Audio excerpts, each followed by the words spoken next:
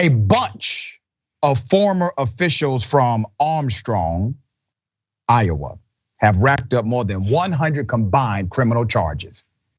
Talk about corrupt to the core. So in Iowa, in Armstrong, they have a population of approximately 875, but a clique of local officials, including the town's former mayor, his son-in-law, who's the town's former police chief, and a local ex-cop, are accused of single-handedly sending the tiny city's crime rate sky high.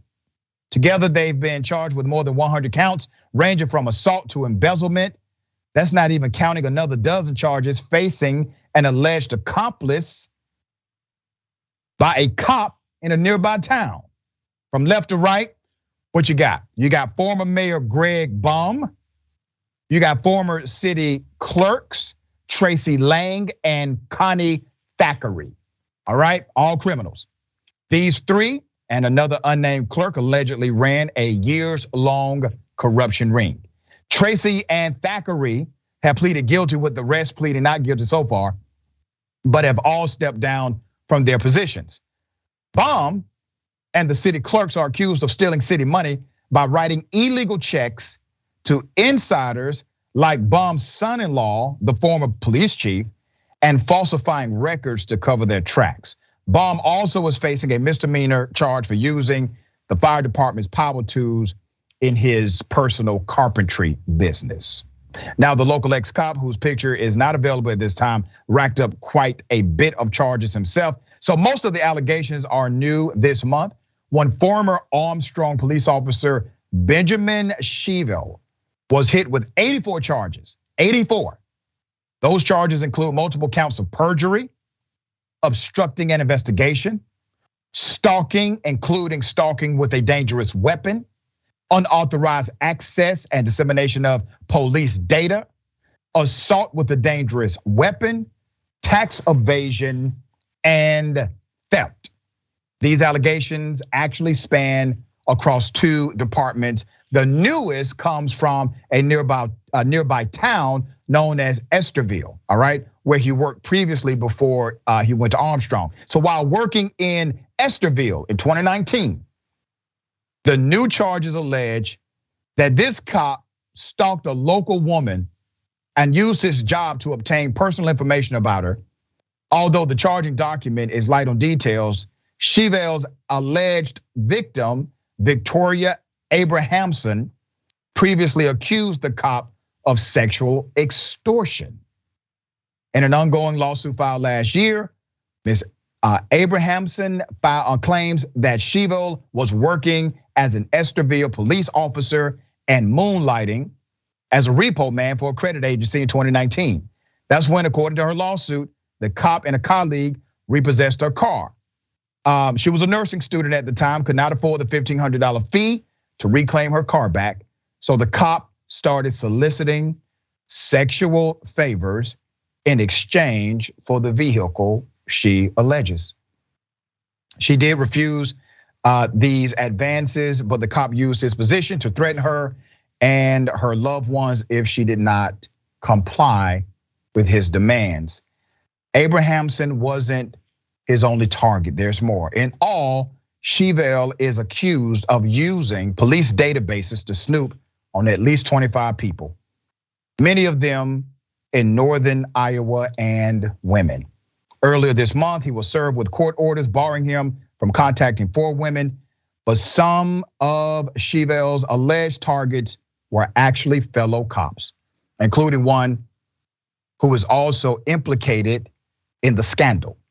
The cop is accused of illegally accessing information on Esterville police officer Tyler Van Rokel. Elsewhere in the charging documents, the cop is also accused of obstructing a prosecution against the same person. In return, was slapped with a dozen charges of his own this month. All right, so let's put up a picture. This is so interesting.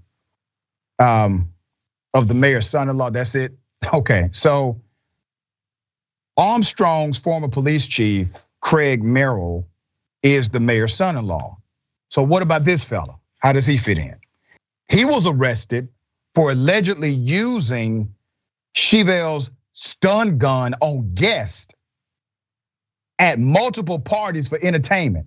The man is using a stun gun on guests. Despite knowing he was not supposed to do this, he also prevented partygoers from documenting the crimes and told them he'd lie about whether the taser darts had been deployed or not. Additionally, he is accused of unsuccessfully trying to wipe the memory of the stun gun clean. He has pleaded not guilty. He unsuccessfully attempted to dismiss the case last year, arguing that guests had consented to being electrocuted. He said, oh, no, they wanted me to do this thing to them, yes.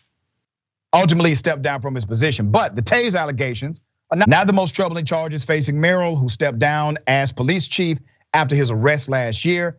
The former chief is also charged with ongoing criminal conduct for illegal financial gain, theft of checks worth more than $10,000, and illegally accepting an all expenses paid vacation from his supporters, right? There are more officials who are facing charges. We don't have enough time on this show to go down the list of all of the damn government workers who are actually part of this money-making, corruption, and criminal enterprise scheme. I just gave you some of the highlights. Once again, I thought most of them were good, right? Because if most of them are good, how does a culture like this permeate? They're rotten to the damn core, to the core. And why is it that all of them are down with this? Let me make it very plain, because I know some folks are gonna push back and say, well, Doc, this is just one group. It doesn't indicate the industry. You can't get 10 dope dealers together who will agree on all the corruption. You can't get 10 gangbangers together who will agree to this kind of corruption. Somebody will object. Somebody will say, I don't feel comfortable with that. But not the police. Jordan, thoughts? Again, I feel bad for the people who live there. This is a city with a population of what, just under 900. Yeah. What are you supposed to do in that situation? And when, for like the cops that killed somebody, the judge dismissed it, and the mother of the victim who tried to seek justice was just flabbergasted. What recourse does she have? So, and outside of that, like all of these other things, trying to sexually coerce people, tasing people, abuse of power, corruption, all of these different things. What are you supposed to do if you live there and you're just an average person? So again, this really underscores the necessity to evaluate how we investigate and punish bad cops for bad behavior, because there isn't an effective system. Internal reviews very rarely ever work. Specifically on killings, it's what, 1 out of every 100 gets convicted. That is disgusting. So we have to wholly and substantively revisit how we handle bad cops for bad behavior. And I want to say this for the absolute record. I know that decent people exist in every industry, including policing. But let me give you this example. Do you remember when the Roman Catholic Church was in the middle of their media debacle because their priests were being exposed as child molesters? Remember that? And remember how the Catholic Church tried to cover it up, hide it, and to a large extent did. Remember that?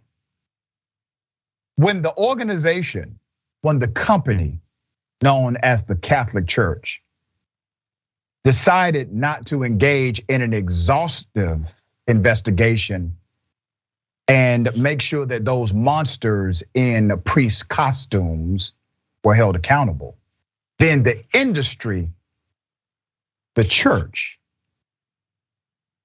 is well within the blaming circle. You now need to blame the entire organization. And that's what's happening with policing.